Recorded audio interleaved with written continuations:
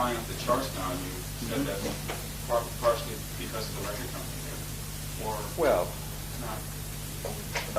It's a good song. It's a good record. I was just simply referring to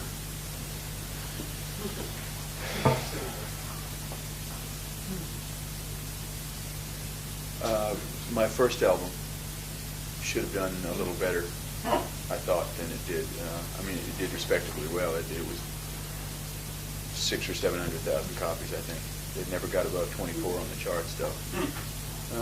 Part of that, I suppose, was my fault because I picked the wrong single. The nation wasn't ready for Johnny Can't Read. I don't think they didn't want to hear about it. Not only the message, but it was so much of a switch for me from what they were used to. I found out during the course of these interviews that old memories and old traditions die hard among fans and the press. Hotel California and California Sound and all this stuff, dies very hard. But Asylum Records, as I told you, was originally founded by David Geffen in 1970 or 71. That was our first label, the Eagles. Then Geffen left. Oops. It's just a lens. Then Geffen left in the mid-70s. He was diagnosed as having cancer, and they told him he was going to die. And he got all prepared to die, and then some doctor told him that he was fine. So he got back into the business, started Geffen Records. And it's a small company. Meanwhile, Asylum had grown into this enormous, ugly thing. Joe Smith was president then of Asylum, and they signed a whole lot of acts, good acts, bad acts, weird acts. Then, after the heyday, the golden era of the music business in 77 or 78, the recession hit and things got pretty bad over there. Asylum went through some more changes. Joe Smith left, and they got another president named Bob Krasnow, and they fired about 350 people and moved the company to New York. All this was precipitating during the time that my first album came out. So I don't think, I think that had I been on Geffen or some other label, that it might have done a little better. Although I'm not disappointed. I mean, Dirty Laundry was a gold single, which is very hard to achieve. And the album, as I said, did a respectable number. So, but I just feel better about being on Geffen because it is a small company and they're very, very prestigious. And I know everybody at the company, and I can go in and talk to him if I want to. And it just feels much better. He's a really good record man. And of course, he's branched out now into theater, play. He produces plays and movies and all kinds of things. I can't get too many. I can't tell you how I really feel about Asylum, but I get the general you get the general drift. The new president, Bob Krasnow, made a few remarks in the press about all the old dinosaurs on the label and how he wanted to clean it up. So that offended me. Is that right? Yeah, he said a lot of stupid things. But they're not really achieving any great successes now. Well, Linda Ronstadt. I was just everybody was very surprised at that. Our album Stan's doing so well. Yeah, and she just released another one. They shipped over 1 million already. And it's only been out a week or two, so she's going to do very well again. And of course, the Cars did very well. Actually, if you put out a good product, it really doesn't matter what label you're on. I mean, you can do well if you have a reputation and you put out a good record. You do pretty well anywhere, but some are better than others, especially overseas. I mean, one reason I'm glad to be on Geffen is because he is CBS Sony over here rather than Warner Brothers, and I think CBS Sony is better in foreign countries than Warner Brothers. Speaking of Linda Ronstadt, you started out with her before you formed the Eagles, right? Briefly. I worked for her for about 6 months in 1971. My band, Shiloh, had just broken up. The band I came to California from Texas with, the guys I had grown up with. We broke up, and Glenn Fry and John David Souther had just broken up a duo called Long Branch Penny Whistle, and Glenn and I met in the Troubadour Bar, and Glenn asked me if I wanted to go on the road with her, and I was a big fan of hers. I'd always listened to her music, and I knew all her songs already, so I did that. I think that was spring of 71, and maybe a little bit during the fall of 71, and then we put the Eagles together. shortly after that. So what do you think of the directions her career has taken since you parted past? I'm real proud of her. You know, it's not easy for a woman in this business. You know, it's kind of a man's business, and it's hard for a girl. It was hard for her even then to keep a band together because guys were always passing through.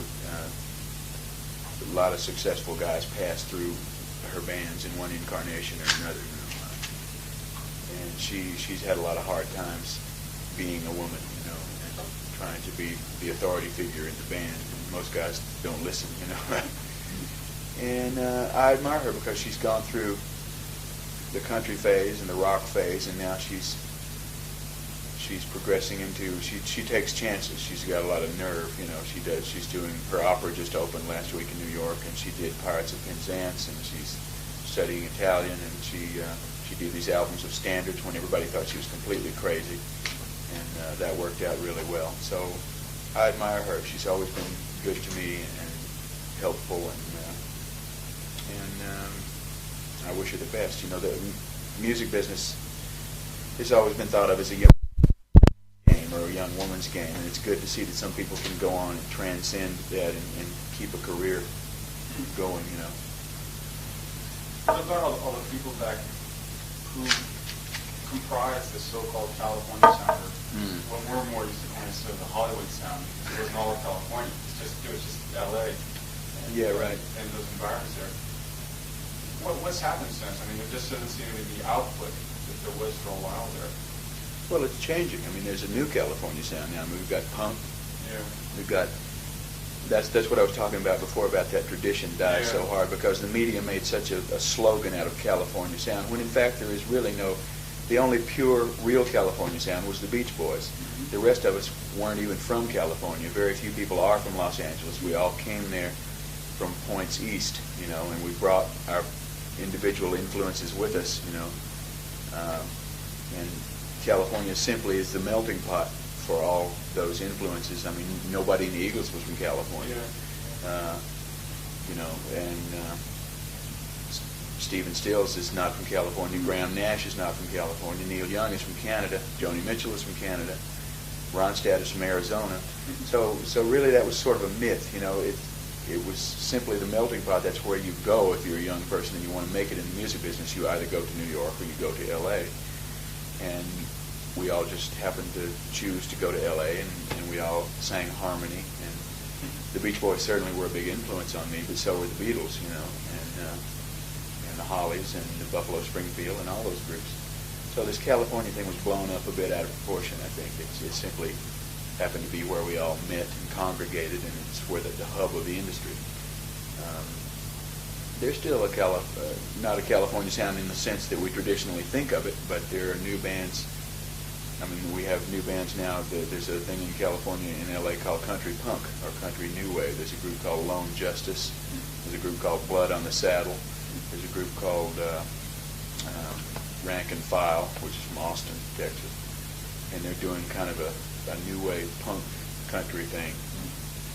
There are a bunch of new groups called Paisley Underground who are recycling psychedelic music from the 60s. A group called the Rain Parade, and a group called the Long Riders, which sounds like a country group, but it's not. There's this group in L.A. that's supposed to be God's gift to new music called X. I think they stink to high heaven, you know, but the press there, they're deified by the press. So a lot of things are happening in L.A. It's very diversified now. You know, it was more homogenous then. I think everybody was sort of into one or two particular things. But there's a lot of different little pockets of creativity and things going on now. Whether that will be dubbed the California sound in the future, I don't know. Things keep coming back and recycling. You know, I mean, they recycled the 50s for a while. Now they're recycling the 60s, and I'm sure they'll recycle the 70s in a few years. They'll be doing Eagles songs and stuff. But everything comes back sooner or later with a new haircut, you know. In your own case, as a solo performer, you haven't, it seems you've completely jettisoned all the characteristics of the so-called California sound. I'm so glad you said that. I mean, you don't, it's more about an aggressive, a harder sound. Yeah. Especially Johnny Can Reed. Right. Right. Which either way. Was that something you'd always wanted to do even when you were with the Eagles? Is that one of the things that accounted for the breakup? No. Well, toward the end, maybe. You know, we grew in different directions musically and personally and everything else. That was one of the reasons. The breakup was just a natural death, I think. You know, groups. We were together for 9.5 years, which is a long time in this business, and it was natural causes. I like to think. But there were ego, jealousies, and musical differences, philosophical differences, pressure. I mean, we knew we had peaked, and we didn't want to go any further. We didn't want to be like the Beach Boys and slag along for several years, doing it just for the bucks or whatever. You know, we wanted to die young and leave that nice memory. But as far as myself, I've always I've had a lot of diverse influences when I was growing up. I've never been particularly enamored or fond of any one particular kind of music. I like what I tend to think are the best examples of many different kinds of music. So when I was in the Eagles, I was simply, you know, doing what we were doing at the time, and that was fine with me. I enjoy country music. I enjoy R&B. The Eagles, I think, incorporated both things, although people didn't tend to notice the R&B as much as they did the country. I mean, we got that label country rock, and it stuck like glue. I happen to be blessed with the kind of voice that can sing rock and roll. I don't have to sing country music if I don't want to. I can sing pretty much anything I want to. So it's been a conscious effort on my part to jettison all that stuff. I mean, there was no 3-part harmony on my first solo album, and there's only one little thing on the tail end of one song that me and Lindsey Buckingham did on this album that suggests an Eagle-like thing. You know, it's more of a Beach Boys thing, actually, on that song. But when I was growing up in Texas, I was influenced by, I grew up in East Texas, which was very near Louisiana, and near Arkansas and Oklahoma. It's up in the right-hand top corner of Texas, just below the Red River. And I would listen to music on radio. At night, we got a station in New Orleans called WNOE, and I would listen to Fats Domino and Dr. John and Piano at Red. Right, Dr. Feelgood and Professor Longhair and all that stuff. And that was a big influence on me. Then from Arkansas and the Ozarks, I got the bluegrass, and the mountain music was a big influence on me. From northern Louisiana, I listened to a radio program called the Louisiana Hayride, which was sort of a smaller version of the Grand Ole Opry in Nashville. In fact, the Louisiana Hayride was the first place that Elvis Presley performed, I believe, on the radio or in front of anybody. And then, of course, from the West, from Dallas and Fort Worth and points west, I was influenced by Western music, or country and Western music. You know, Bob Wills and the Texas Playboys and, you know, that kind of stuff.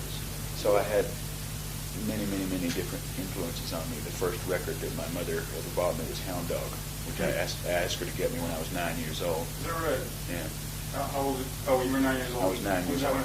That wasn't when it came out. Yeah, it was right when it came out. So that was the first record that I owned myself. And I listened to that kind of stuff for a while. I remember having records by Little Richard and Jerry Lee Lewis and Johnny Cash and Buddy Holly and Ricky Nelson and Fats Domino and all those guys, you know. Then when the Beatles came along, I mean, I liked that stuff a lot, but when the Beatles came along, it changed my whole life. I said, this is what I want to do, you know. So, and then in the late 60s, I was into soul music for a while. I mean, I was simultaneously into the Beatles, and I was into Otis Redding and Wilson Pickett and, you know, James Brown and all that. So there's never been any one particular thing that influenced me. So that seems to be hard for certain people to digest. You're supposed to sort of be into this one particular path, you know, and stay on it. One thing that does seem to stand out is that no matter where you are, you're very influenced by the place you're in. Yeah, I am a product of my environment. Yeah, that still continues to this day, I would imagine, because even on the latest album, Lindsey Buckingham and who else? Eddie Korchmar. And plus, I would imagine most of the other people on the album are also L.A. residents. Well, we live there because out of necessity, because, again, that's the hub of the industry, and that's where the recording studios are, and the engineers, and the managers, and the record companies. And I find that people who move out of L.A. and try to have a career by commuting lose touch with what's going on in their careers, seem to flounder sometimes, you know, like well, I'm going to move to the country and screw this. And it always is detrimental, I find, to their career, because you need to be there with your finger on that pulse, you know. But, yeah, I'm influenced by my environment, but I also have many memories from my formative years in Texas, you know, that influence me. And I try not to stay in one spot too long. I mean, if I get tired of L.A., I'll go to Colorado, and I could try to go back home to Texas a couple of times a year to get in touch with where I came from and my roots and remember all that. And I still listen to my old records that I had when I was a kid. So my influences are many and diverse, just as most people's, I think, in California. I mean, I know that Lindsey Buckingham is greatly influenced by rockabilly music and certain Texas traditions. Buddy Holly, was a Texan, and Roy Orbison and all those guys. We just happen to live there because that's the place to be, you know. Yeah. If the hub of the music industry was, Kansas City, then it would be the Kansas City sound, I guess. But yeah, I'm influenced by my environment. I look around me. I try to keep the scope large. I try to write about America in general. There's been a case of mistaken identity. I mean, I was just talking to the last interviewer about Hotel California. That seemed to have started this California sound business, when in fact California was simply being used as a metaphor or a symbol for the rest of America, because California is on the cutting edge of any kind of a social trend that happens to occur in America, and we simply use that as a microcosm for the rest of America or even the world. I mean, things seem to be the same a lot of places. But that painted a very dark picture, though. Well, yeah. Do you see any change since then, or is your outlook? Well, my outlook is both dark and bright. I see a lot of things that look pretty grim, a lot of trends, but I have hope for the future. Yeah, that was a sinister kind of thing. But, I don't think it was hopeless. As dark as my songs get, I try not to make them completely hopeless. What about something like Dirty Laundry? What caused you to make something like that? Well, did it have anything to do with the way you or your other former Eagle colleagues have been handled by the press? maybe a little bit. It wasn't so much that as it was. There was a certain style at that time, and it's still going on, but not as much, of news reporting, especially on television, that was very inhuman or inhumane. In L.A., they have a tendency on evening news programs to go for the ratings as much as they can, and they try for as much sensationalism as they possibly can, and all the newscasters are very pretty, the women are pretty, and the guys are handsome, and they're all dressed up, and they're very robot-like, they're very androgynous and android-like, with not a lot of feeling. I mean, I was real sorry when Walter Cronkite retired, because he had character, he had depth, and he even cried a couple of times on the air when things happened. But these people were very, I guess it's the way they're trained or something, I don't know. They're basically just actors who are reporting the news. And the news got very sensationalistic. I mean, they were vying for ratings, and it got to be like the National Enquirer after a while, I mean, when John Belushi died and Natalie Wood and stuff like that, they would just dwell on it for weeks, and they would show you, they'd get the coroner on there. We have this sick little coroner in L.A. Yeah. Well, I'm in the wrong country to talk about him. They would get him down there, and they just made so much of it, and at some point there is no respect for human dignity at all. There was no dignity in it, and I wasn't the only one who noticed it. I mean, there were myriad articles in the press and publications about how out of control it was getting, I mean, they go up to somebody whose kid had just been run over by a truck and stick a microphone in their face and say, "Well, how do you feel?" And I just sort of decided that I'd write a song about it. Oh. And the feedback was tremendous. I mean, I got letters from the news, from people in the media saying, "Yeah, right on, that's really the way it is, and thank you." And I got invited to be on Good Morning America and all this stuff, which I declined. Why did they invite you down there to talk about it? To talk about it. Talk about journalism. Yeah. Yeah, I mean, suddenly I was an authority on journalism.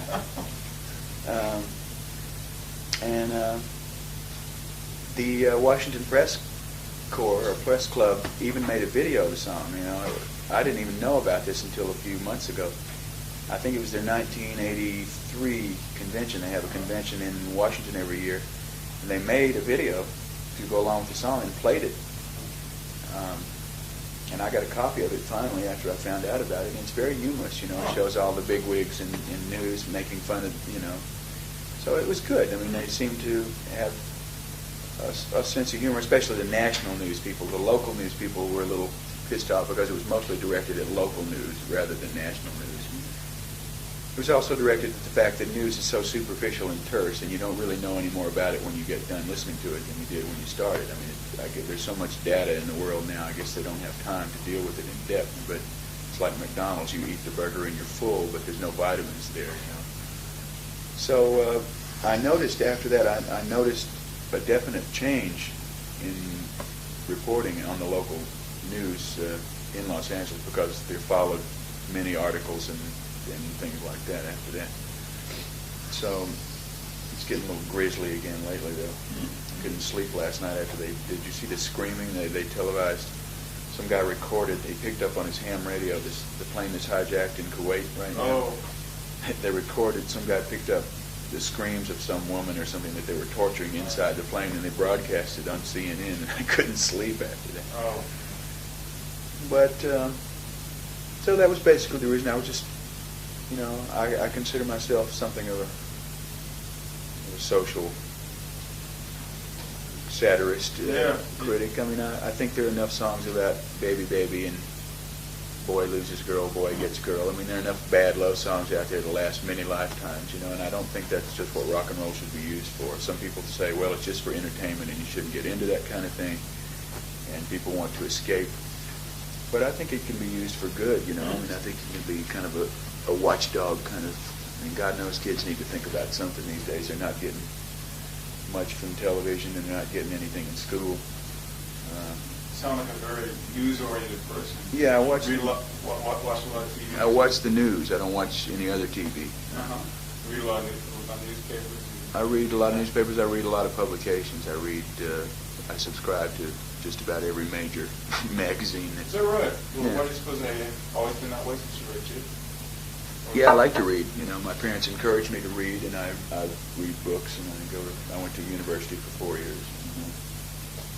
And so in being a performer, you actually feel a sort of a responsibility to cover these things? Yeah, I think an artist should mirror his times, you know. I think that's what the purpose of art, if you want to call rock and roll art, if you want to be so bold as to call this.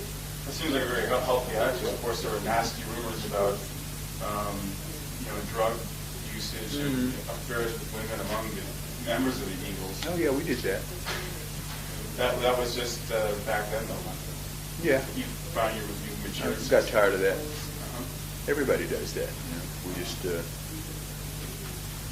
guess we just were more open about it than some people. What about the other guys since then? Well, first of all, how would you evaluate the respective activities of each member since the demise of the Eagles, starting with, say, Joe Walsh? I haven't been in very close touch with him since the demise of the Eagles. He has gone through a few changes. I mean, he had a career before the Eagles, of course, you know. And there was some tension when he was in the Eagles about his role there. Oh, really? And you wanted a little bit more than you could actually have. Well, sometimes he wanted more, sometimes he didn't want any. He couldn't make up his mind. You know? But I don't really see him or talk to him. He said some things in the press that offended me. Oh, really? Well, just things that he thought I thought. Oh, I see. About some of his antics while he was in the group, when in fact I wasn't paying any attention to what he was doing in the group. But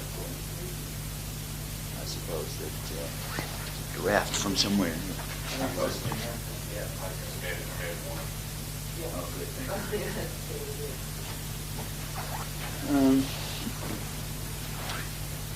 Anyway, he's making another album now, as far as I know. He's getting family problems.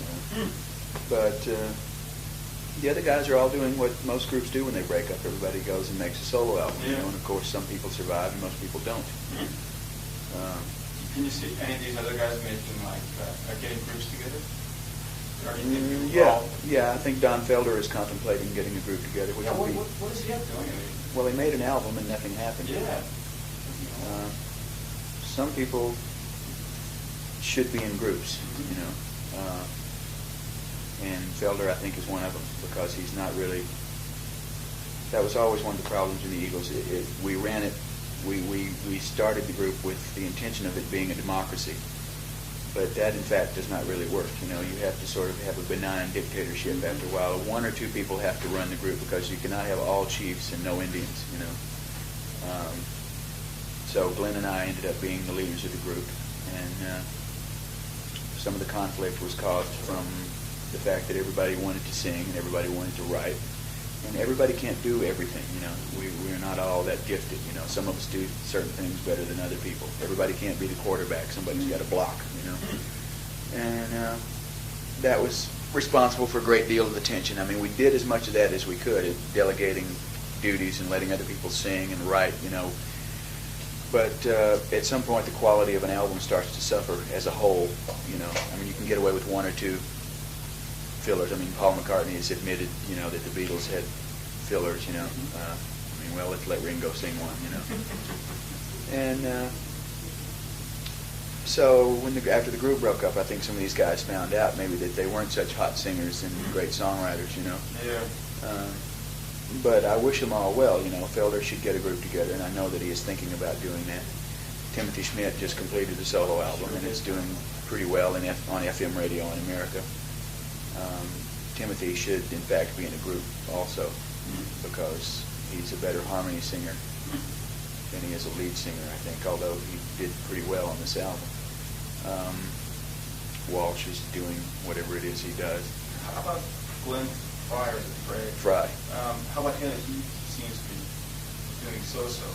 Yeah, he's doing so-so, yeah. How did you look at his stuff? I mean, his work since then? Well, How does it spread? it's what he wants to do. He had pretty good success with his first album. This second album, I'm not sure how well it's doing. It's not doing gangbusters or anything. Yeah. Well, what seems to me very ironic is that you seem to be the antithesis of each other. Your music is very aggressive and social, and his is just so laid back to the point of almost, you know, being a non-entity. You know, he sings about a sexy girl and doesn't have a sweet voice. Yeah. Well, he probably got tired of the social commentary. You know, I think he doesn't mind it. I mean, he thinks it's good, but I think he thinks that that's what I do best, and that he would rather just sing simpler songs, you know. He wanted to go back to. He loves black music. He's from Detroit, and he tries to sing and record black R&B type music. The problem is that I don't think he necessarily has the proper voice for it. You know, I have more of the voice for it than he does.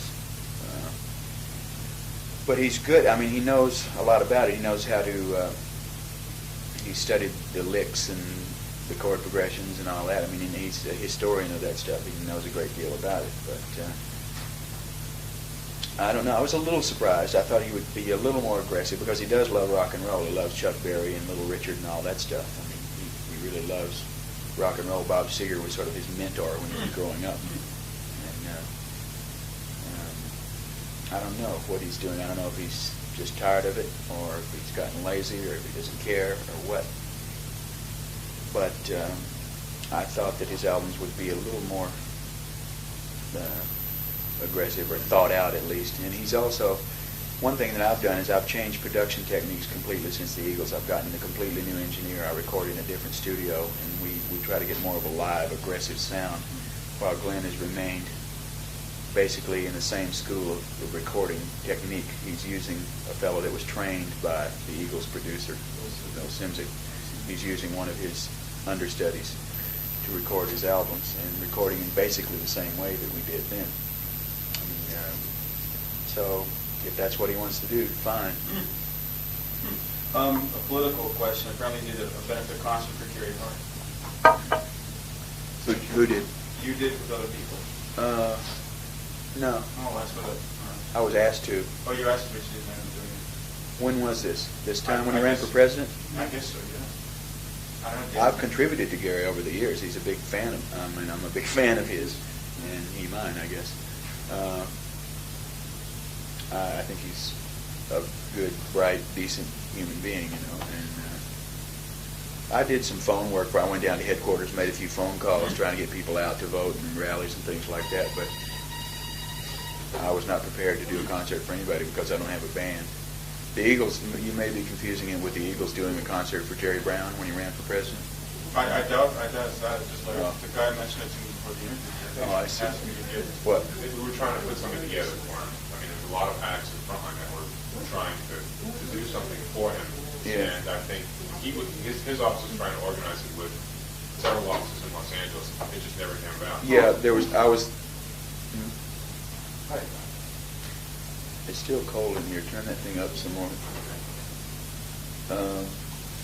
Yeah, the office was trying to put together a concert whereby maybe I would walk out on stage and sing with Stevie Nicks or something like that. But I don't have a band yet, so I couldn't really. I would if I had a band. I probably would have.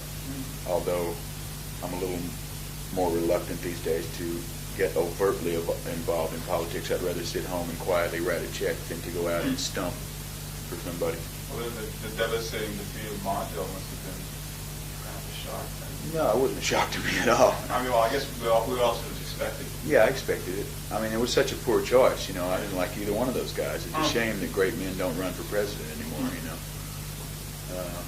It was just a lousy choice. No, I wasn't surprised at all. I was hoping against hope that Mondale would run, but I was not at all surprised. One of the things that Phil asked me to ask you was about your role as a drummer. Now that we have such devices as the Lynn drum machine and the Fairlight, that can come out with drum sounds to flip the switch. Has it caused you to reevaluate your own outlook on yourself as a drummer? Yes and no. We've used a lot of those machines, obviously, as you can tell by the record. First and foremost, I consider myself a singer. I'm a good drummer in a certain style. Some of this new stuff that's really fast and furious I could not do, and especially sing at the same time. It was hard enough to drum and sing at the same time when things were laid back.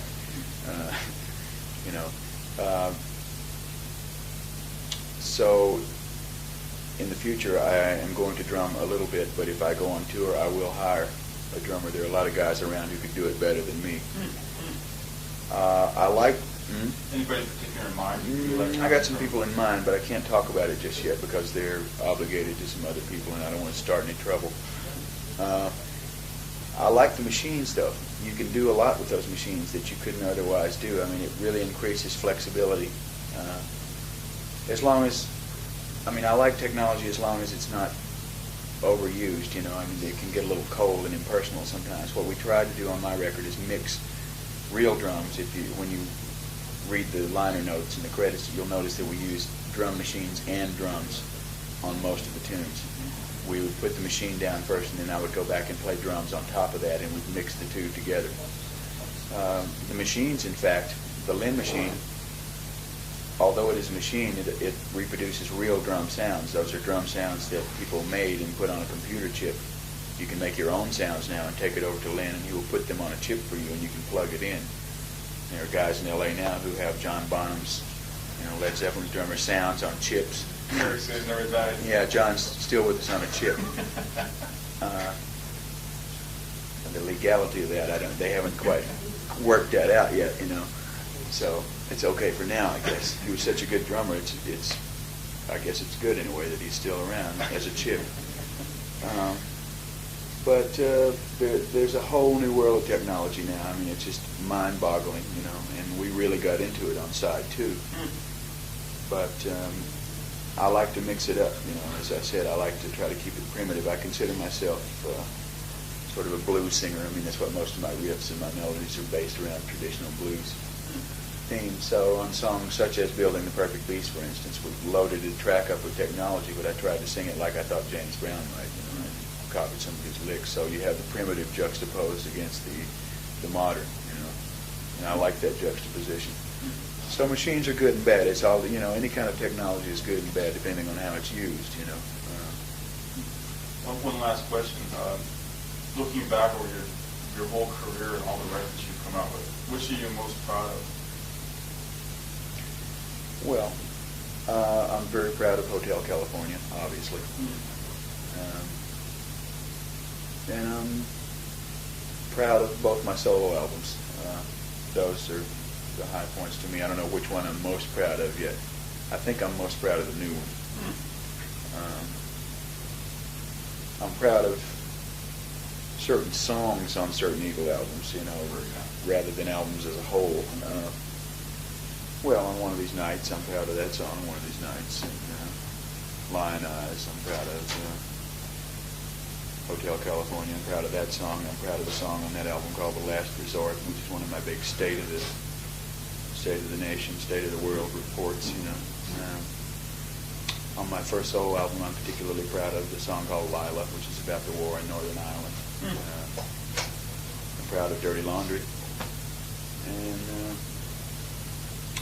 I'm pretty proud of this new album. I was nervous the first album because it was my first solo album and I wasn't quite sure if I could do it, you know. And this time I had a lot more confidence and I took a few more chances, tried to stretch a little bit, you know. And I think we accomplished that. All right. I guess that was it. Yeah? Oh, okay. That was easy enough. You're welcome. Oh, we're fogging over. Yeah, we sure are. It's the heat. Nice view from here. My manager keeps saying he expects Godzilla to rise up and grab the Tokyo Tower and start smashing it. See the Tokyo Tower? Yeah, I see that. I noticed it before. I saw it the other morning. I could see the snow. It was clear. We have the same thing in L.A. We have Mount Wilson. Yeah, it has snow on it now. I was surprised to learn.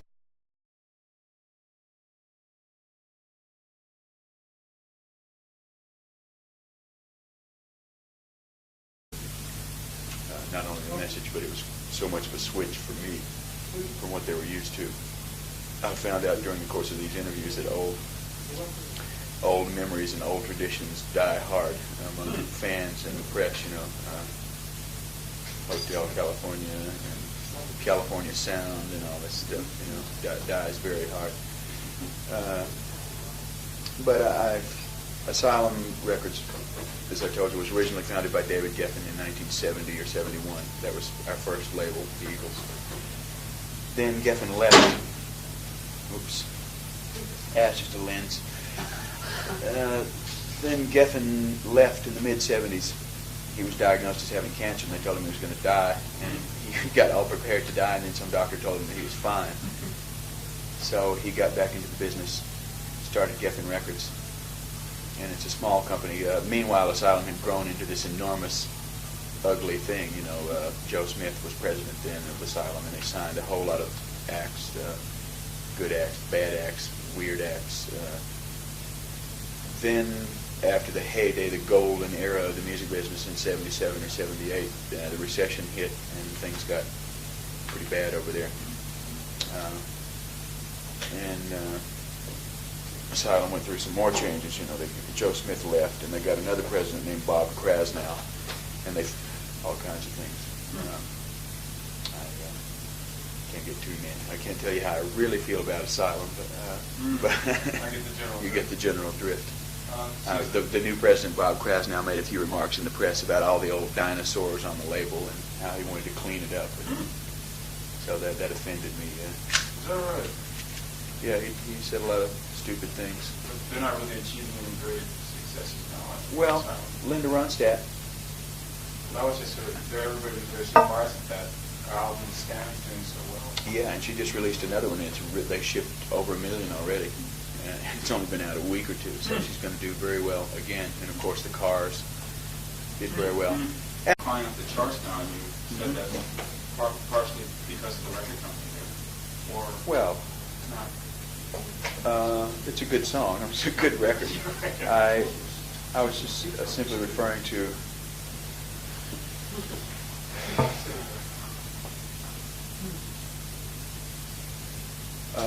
my first album should have done a little better, I thought, than it did. I mean, it did respectably well. It was 600,000 or 700,000 copies, I think. It never got above 24 on the charts, though. Part of that, I suppose, was my fault because I picked the wrong single. The nation wasn't ready for Johnny Can't Read. I don't think they didn't want to hear about it. Fired about 350 people and moved the company to New York. Now, all this was precipitating during the time that my first album came out. So I don't think, I think that had I been on Geffen or some other label, that it might have done a little better. Although I'm not disappointed. I mean, Dirty Laundry was a gold single, which is very hard to achieve. And the album, as I said, did a respectable number. So, but I just feel better about being on Geffen because it is a small company and they're very, very prestigious, and I know everybody at the company, and I can go in and talk to him if I want to, and it just feels much better. He's a really good record man, and of course he's branched out now into theater, play, he produces plays and movies.